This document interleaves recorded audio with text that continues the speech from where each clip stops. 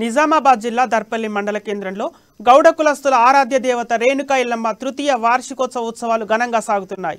ఈ వేడుకల్లో ఎమ్మెల్సీ విజి గౌడ్, దర్పల్లి జెడ్పీటీసీ బాజిరెడ్డి పాల్గొన్నారు।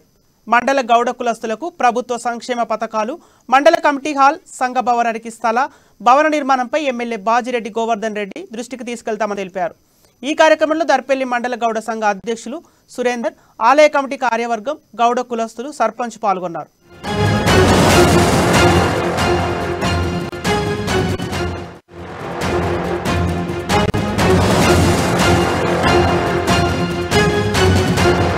అరికట్టాలా ఇప్పుడు మనకు జరుగుతున్నటువంటి పనులన్నీ కూడా నిజంగా సక్రమంగా జరగాలంటే వేరే ఎవ్వరికి కూడా మన తెలంగాణలో స్థానం ఇవ్వద్దు। ఈ రోజు తెలంగాణలో మన కేసీఆర్ గారు చేస్తున్నటువంటి సేవలను గుర్తించి వేరే రాష్ట్రాల నుంచి కూడా మాకు కూడా ఇటువంటి సేవలు కావాలా, మాకు కూడా మా దగ్గర కూడా గౌడ్స్ ఉన్నారు, మా దగ్గర కూడా దళితులు ఉన్నారు, దళిత బంధు కావాలా, గీత కార్మికులకు పెన్షన్లు కావాలా, ఇన్ని రకాల సేవలు మాకు కావాలని చెప్పి చాలా మంది ఇతర రాష్ట్రాల నుంచి వచ్చి రిక్వెస్ట్ చేస్తే ఈరోజు మన టిఆర్ఎస్ పార్టీని నేషనల్ లెవెల్లో తీసుకెళ్లి ఈరోజు భారత రాష్ట్ర సమితిగా ఏర్పాటు చేసుకొని ఆదుకుంటున్నటువంటి ప్రభుత్వం టిఆర్ఎస్ ప్రభుత్వం।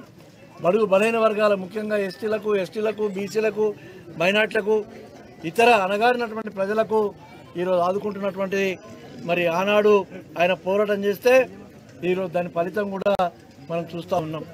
కాబట్టే ఈరోజు మరి బహుజన వీరుడుగా పేరొందినటువంటి బహుజన వీరుడు అంటే ఇంతకుముందు చెప్పినట్టు ఆయన 30 కోటలను జయిస్తే 30 కోటలను కూడా బడుగు బలైన వర్గాల రాజులు చేసినటువంటి వ్యక్తి ఆ రోజు మరి సర్దార్ పాపన్న గౌడ్ మహారాజు। అటువంటి వ్యక్తి చేసినటువంటి త్యాగాల ఫలితంగానే చాలామంది అటువంటి వ్యక్తులు ఈరోజు మన భారతదేశంలో మరి పుట్టినారు। కాబట్టే మనం ఈరోజు స్వతంత్రంగా మాట్లాడుకోగలుగుతున్నాం, స్వతంత్రంగా జీవించగలుగుతున్నాం, స్వతంత్రంగా మనము వృత్తులు కొనసాగించుకోగలుగుతున్నాం, మనం వ్యాపారాలు చేసుకోగలుగుతున్నాం। దర్పల్లి గ్రామంలో రేణుకా ఎల్లమ్మ దేవి 3వ వార్షికోత్సవ మహోత్సవం జరగబోతున్నది। అందులో భాగంగానే దర్పల్లిలో శ్రీ సర్దార్ పాపన్న గౌడ్ గారి విగ్రహావిష్కరణ కూడా